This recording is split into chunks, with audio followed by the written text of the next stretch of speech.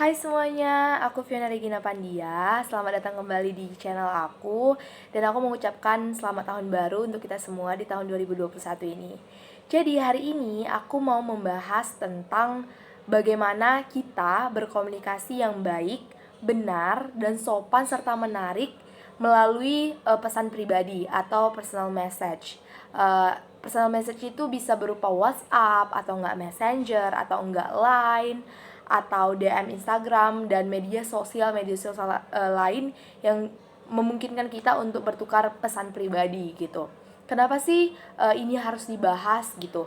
Karena terkadang kita itu dalam bertukar pesan pribadi kita tidak menuliskan bahasa yang baik, bahasa yang jelas, dan terkadang itu tidak menarik gitu, sehingga tidak ada respon yang baik juga kepada kita. Contohnya kita mahasiswa, terkadang kita mengirim pesan kepada guru atau dosen dengan bahasa yang sama dengan kita bertukar pesan dengan teman sebaya kita. Dan itu adalah hal yang tidak boleh dan tidak sopan untuk dilakukan oleh mahasiswa. Jadi di sini aku mau memberi tips-tips, trik-trik bagaimana sih cara bertukar pesan pribadi yang baik, benar dan menarik, entah itu ke dosen atau teman sebaya atau ke PDKT-an kita, gebetan kita, supaya obrolan yang kita bangun itu nggak stuck di situ, nggak monoton, tapi lebih menarik.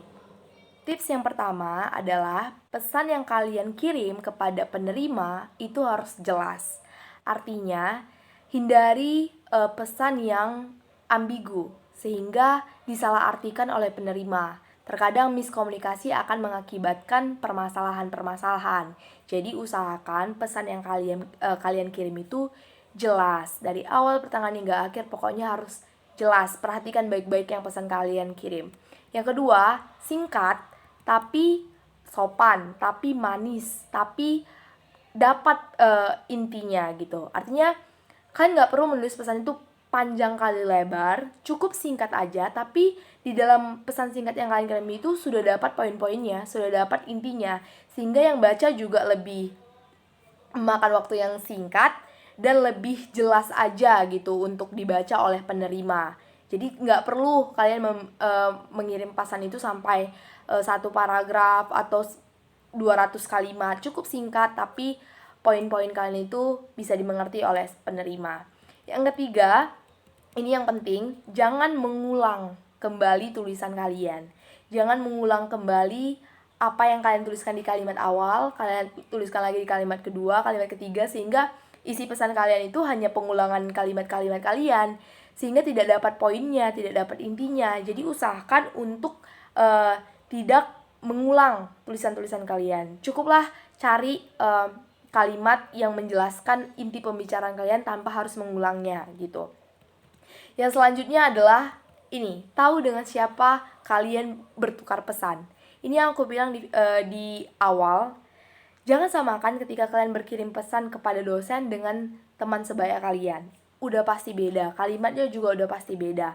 Harus ada tata krama, sopan santun, etika ketika kita berkirim pesan kepada dosen. Jangan samakan dengan teman sebaya kita. Mungkin dengan teman sebaya kita bisa bercanda-canda di awal pesan atau menggunakan bahasa-bahasa gaul. Tapi kepada dosen, ada dosen yang serius, ada dosen yang ingin kalian tuh berkirim pesan secara sopan, layaknya mahasiswa kepada dosen. Jadi perhatikan kepada siapa Anda berkirim pesan gitu, entah itu ke dosen, teman sebaya, gebetan kalian, orang tua atau lain sebagainya. Jadi itu juga penting ya, kepada siapa kita berkirim pesan itu sangat penting.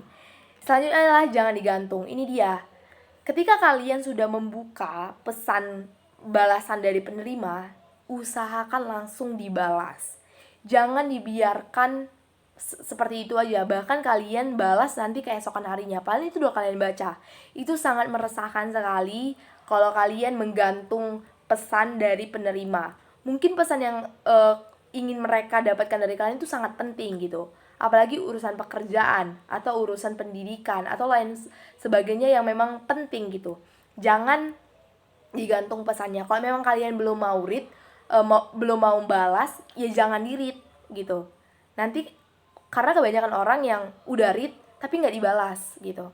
Banyak orang yang resah, orang kesel, marah, dan akhirnya dia nggak mau bertukar pesan lagi dengan kalian. Dia merasa bertukar pesan dengan kalian itu seperti buang-buang waktu, atau nggak dapat solusi, sehingga mereka mencari orang lain gitu.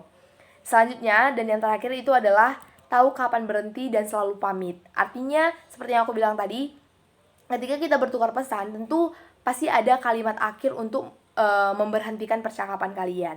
Jadi pilihlah kalimat atau kata-kata yang memang sopan untuk memberhentikan percakapan kalian. Misalnya, terima kasih ya infonya, ini sangat membantu, sampai ketemu kapan-kapan. Mungkin seperti itu. Itu mungkin kepada orang yang jarang kita ketemu. Mungkin kepada dosen bisa kita bilang, terima kasih ya Bu, Pak, untuk infonya, itu sangat membantu. Mungkin seperti itu.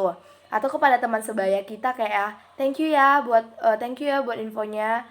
Bisa seperti itu. Atau enggak kepada gebetan kita, jangan hanya membalas oke, atau enggak ya, atau enggak emoticon doang.